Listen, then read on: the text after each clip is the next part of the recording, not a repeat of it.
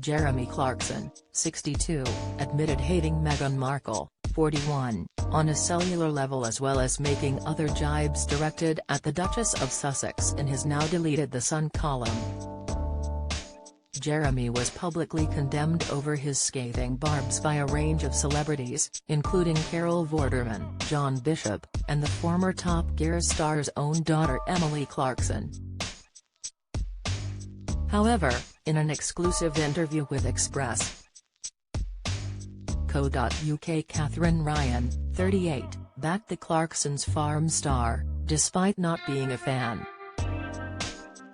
Express.co.uk asked Katherine what she thought about Jeremy's controversial words in the aforementioned publication. She replied, "I think that, as someone who is not a fan of Jeremy Clarkson, I am categorically not a fan of him. I see what he's doing. I could tell that he was trying to be extreme, but make a joke.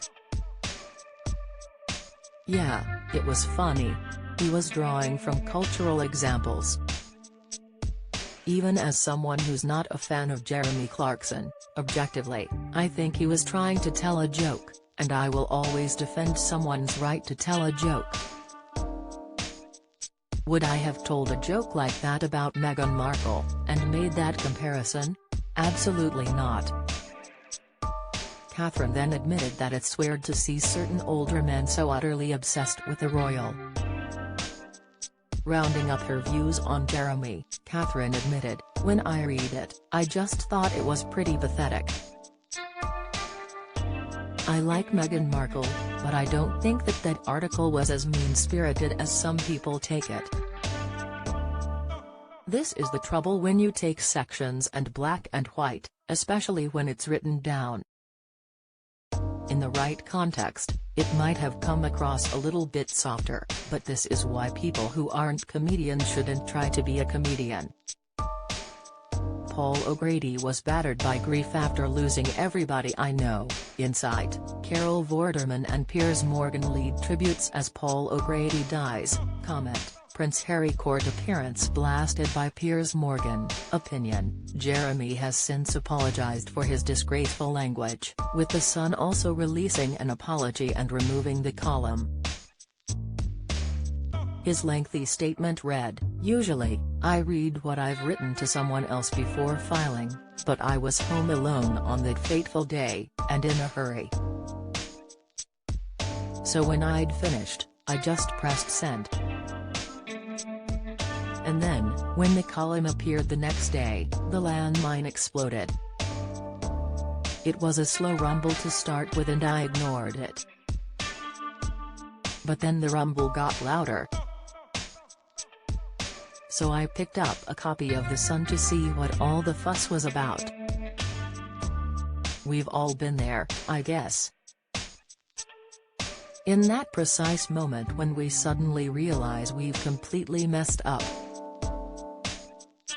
You are sweaty and cold at the same time. And your head pounds. And you feel sick. I couldn't believe what I was reading. Had I really said that? It was horrible." The Sun quickly apologized, and I tried to explain myself. But still, there were calls for me to be sacked and charged with a hate crime. More than 60 MPs demanded action to be taken. ITV, who make Who Wants to Be a Millionaire, and Amazon, who make The Farm Show and The Grand Tour, were incandescent. I therefore wrote to everyone who works with me saying how sorry I was, and then on Christmas morning, I emailed Harry and Meghan in California to apologize to them too. I said I was baffled by what they had been saying on TV, but that the language I'd used in my column was disgraceful and that I was profoundly sorry.